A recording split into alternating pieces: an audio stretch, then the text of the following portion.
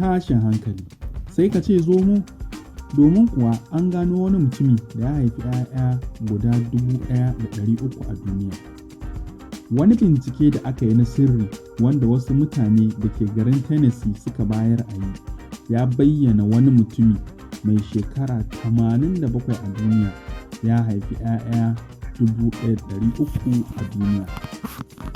Binciken da likitoci suka yi ya bayyana dubunnan misalai na kwayar hallitar gado watau DNA na tsawon shekara 15, inda hakan yana cewa tabbas wannan mutumi yana da 'ya'ya sama da 1,000 a cikin wannan yankin nasu.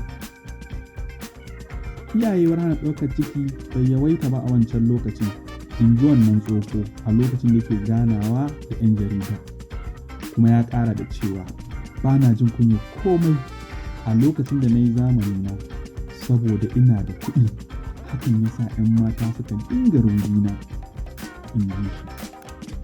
A lokacin idansu duk ya rufe, kowace so take na dinga kwanciya da ita. Ni wane ne da zan samu wannan dama irin wannan mai wasa da ita? In ji mutumin da yake ƙarin bayani.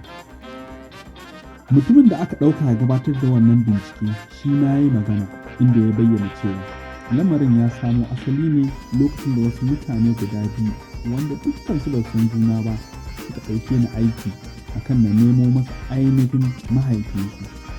Na yi mamaki matuƙa bayan na gano cewa duka su biyu 'ya'yan mutum ɗaya ne. A wannan lokaci ne abin ya fara.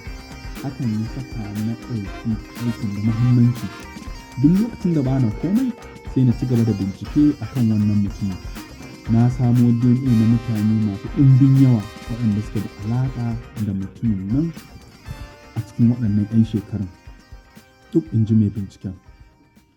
A ƙashin gaskiya ma binciken ban taɓa tsammanin zai ɗauki tsawon shekara 15 ba.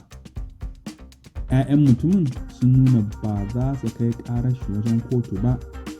Yawancin mutanen da na gano cewa 'ya'yan shi ne ba sa so zancen ya fita, in ji likita.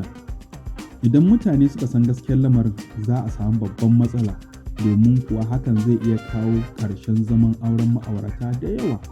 Kuma ni ba na yi binciken don haka ba ne, kawai dai na san mutane da yawa za su so su ji daɗin gaskiyar abin da na binciko, kuma ba su nuna ɓacin rai a kan tsohon ba. Duk binciken da Sidro ya yi a kan wannan tsoho ya nuna masa cewa yana da 'ya'ya 1,300. Akwai yiwuwar ma a ƙara samun wasu 'ya'yan idan da an ci gaba da binciken, in ji shi. Yanzu haka wani marubuci ya yi haɗin gwiwa da wannan mai bincike domin wallafa wannan sakamako na binciken da ya ɗauka shekaru 15 ana yin sa a wani littafi da zai